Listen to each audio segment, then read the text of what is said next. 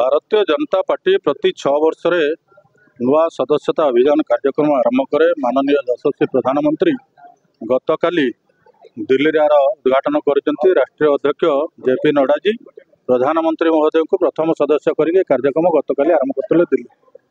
आज आम राज्यर सभापति मुख्यमंत्री की माननीय मुख्यमंत्री के सदस्य अंतर्भुक्त करके ये कार्यक्रम ओडिशा आरंभ करछन्ती। सेही क्रम रे आज आम प्रिय सांसद डॉक्टर रवींद्र बेहरा उपस्थित और जिलार समस्त पदाधिकारी उपस्थित आम आज ये सदस्यता अभियान कार्यक्रम आरंभ करूँ। पूरा विश्वास जे प्रत्येक जाजपुर निर्वाचन मंडल में जाजपुर जिले में प्रति परिवार को भारतीय जनता पार्टी सांगरे जोड़ा हूँ आमर लक्ष्य। ये हूँ पृथ्वीर सबुठारु बड़ राजनैतिक दल एवं सबुठ लोकप्रिय दल। ये केन्द्र रे राज्य रे सरकार दायित्व नाला परे असंभव जनसमर्थन परिलक्षित हो। तेणु से लोक को भारतीय जनता पार्टी सांगरे जोड़ी राष्ट्र को सशक्त करवा, देश को सशक्त करवा, ओडिशा को आगु को बढ़ावा एवं मोदी जी संकल्प विकसित भारत गठन रे ओडिशा एवं जाजपुर को जोड़ी अन्याय दुर्नीति भ्रष्टाचार मूलोत्पन्न करवा हूँ मूल से कार्यक्रम आज आरंभ हो।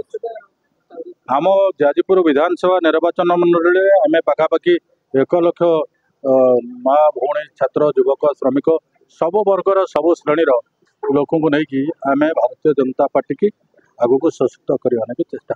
समग्र भारत वर्ष में आज बीजेपी नूतन सदस्यता ग्रहण कर गतकाली माननीय यशस्वी प्रधानमंत्री नरेंद्र मोदी प्रथम मेंबर हेले। आज आमर राज्य रे माननीय मुख्यमंत्री हेले एवं समस्ते से क्रम सदस्यता ग्रहण कर प्रोसेस चलती। कारण भारतीय जनता पार्टी एक दल जी थर सदस्य है आजीवन सदस्य कनसेप्ट ना। तेणु 6 वर्ष सदस्यता 19 मसीह 2019 मसीह सदस्यता अभियान चली 2024 सदस्यता अभियान चली।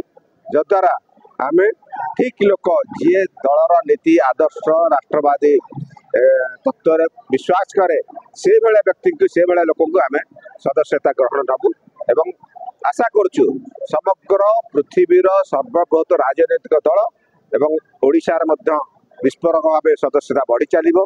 जाजपुर बहुत मात्रा सदस्यता बढ़ी चलो।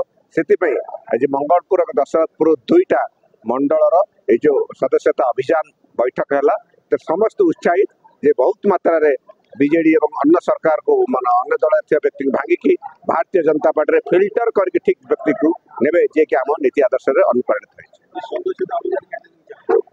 1.5 मास टोटाल चलो। पैसिव मेंबर अच्छी माने मेंबर्स और एक्टिव मेंबर जे ता अंडर 100 मेंबरशिप करि से एक्टिव मेंबर हो पारे।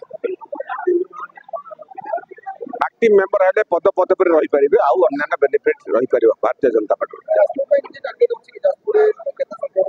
जाजपुर रे 1 लाख सदस्यता टार्गेट रखा जाए।